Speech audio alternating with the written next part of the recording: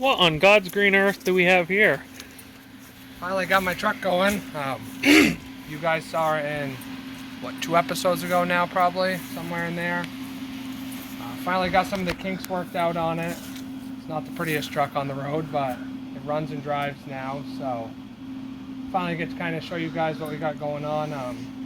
It was originally bought as a 86, what we thought was an 86, later found out it was an 85 Chevy K20 4-wheel drive truck. Found out that the front frame in it was a little bit rough, so Nick ended up having a 86, 87 C20 1-ton long bed 2-wheel drive frame. We brought it in the shop and I decided that I wanted a short bed, so we got 14 and a half inches out of the center and like 6 out of the rear. Shortened it all up, welded it all back together, and finally got ourselves a rolling chassis to work with. It's all converted to disc brakes in the rear, all new brake lines front to rear, all new brakes front to rear. It's got a fully built turbo 400 manual valve body transmission in it, built by TSR, Hurst quarter stick ratchet shifter. We started out with the 4.8 liter that unfortunately went sideways really quick after about 3 miles of driving.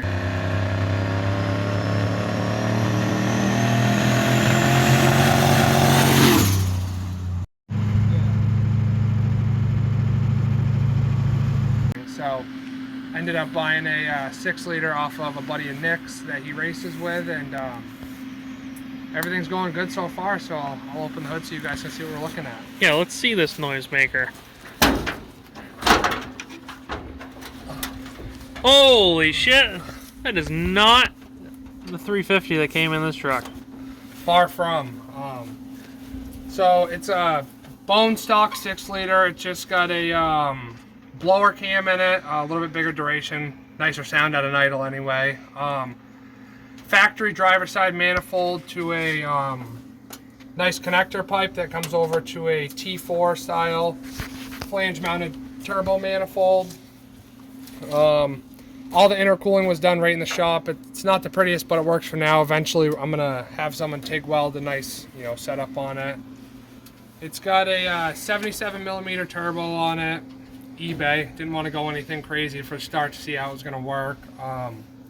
It's actually got the piping kit for the exhaust is actually for a 2003 to 2007 Chevy 1500, but somehow with some luck everything worked out. It's pretty tight in here for the exhaust, but it fits and it clears. Nothing rubs, surprisingly. This ugly contraption here, I did some research on the turbo, and the turbo seals are only rated for somewhere between 45 and 50 pounds of oil pressure, average oil pressure for an LS.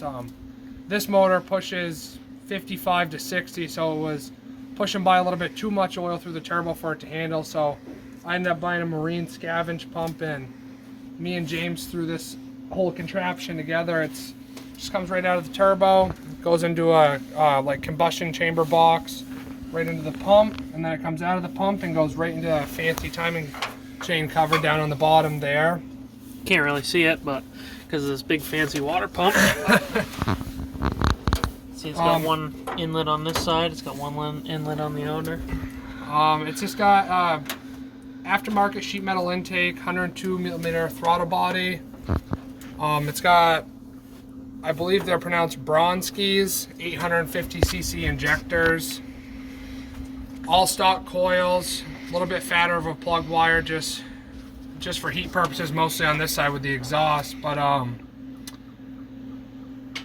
yeah, it's been a work in progress. We tried to make as neat as we could of the wiring. It's got a bone stock radiator and stuff in it for now. It seems to be staying cool. It operates at about 145 to 160 degrees, really depending on how much you're beating on it driving down the road, which is still pretty cool compared to most LSs. The brain of the motor is a Holley Terminator X system. It's all ran off a little tiny 3x3 digital display screen. It's got a 450 liter per hour fuel pump in it. The original fuel pump that was in it was a little small for what we needed. If you want to open the door up there, Nick, you can show everyone we're talking about. So you can turn the key and show them it lights right up. Yeah, key, all right. Nice little fancy mount. Where'd you get that off? eBay or something? I got it right off Etsy. A guy out of California makes them. So it just vitals check when the truck's running. That's loud. But it gives you all your important vitals. You know, your coolant temp sensor, oil pressure sensor.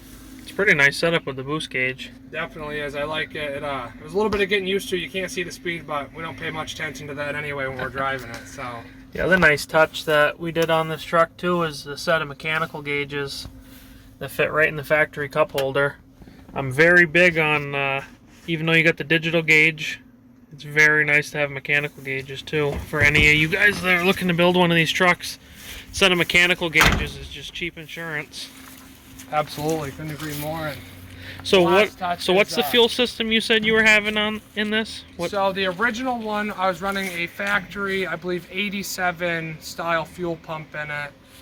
It ran good, but at the higher RPMs, it was definitely losing fuel because the pump couldn't keep up with it. I reached out to a couple people that have built stuff like this or that have a better idea than I, and a lot of guys, including my tuner, said I'd be good with like a 350 liter per hour pump, but he said if I could afford the little bit of extra to go higher, because once you get used to the power it has, you always want a little bit more. So it's got a 450 liter per hour fuel pump in it, all AN6 fuel lines front to back, nice braided lines, so it's a good look when you get underneath the truck. It's got a factory 16-gallon short bed tank in it.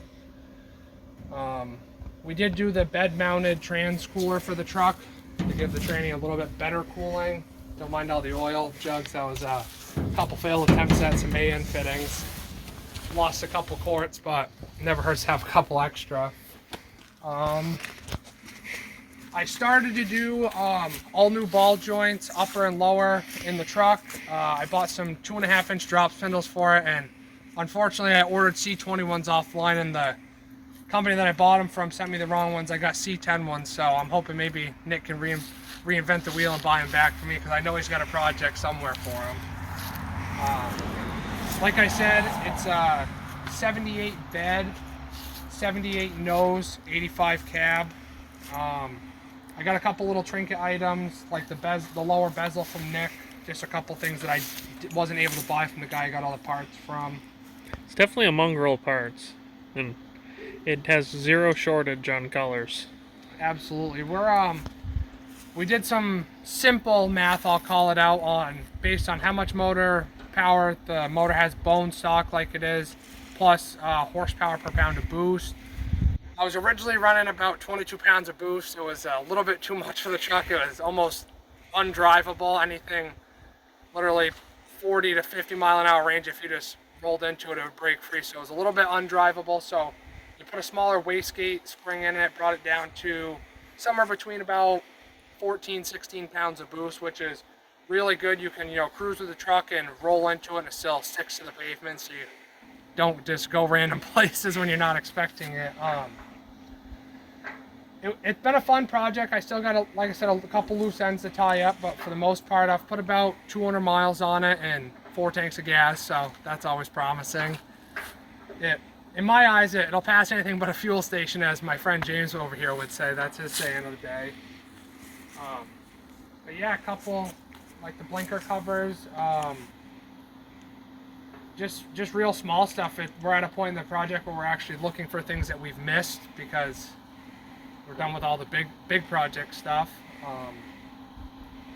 I think I pretty much hit everything. How long roughly, I know I obviously know, but for the viewers, how long did it take to build this thing? So I bought it in January of the beginning of this year, and I just started driving it last week. So 9.5, 10 months. So the year of 2023. We've been wrenching on this thing since January, and it's nice to see it finally on the road.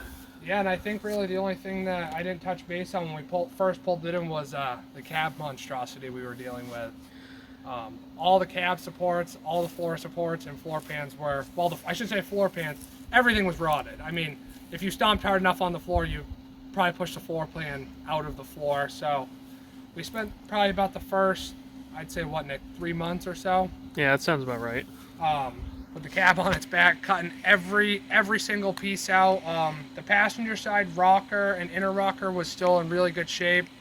The driver side rocker was in good shape, but the inner fender, the inner rocker was completely non-existent. It wasn't there. So after we got all the floor pans squared away, we started working on all the the supports and everything for it. And by some luck, when we set the cab on, all the holes lined up. So we did something right when it came to measuring, but. It was a pretty cool learning experience for me. I've never done a lot of the mechanical side stuff or body work, so it gives you a little bit more of a respect for the guys that do it every day, because it's not just as easy as it sounds. It takes a lot of time and a little money to have something like this.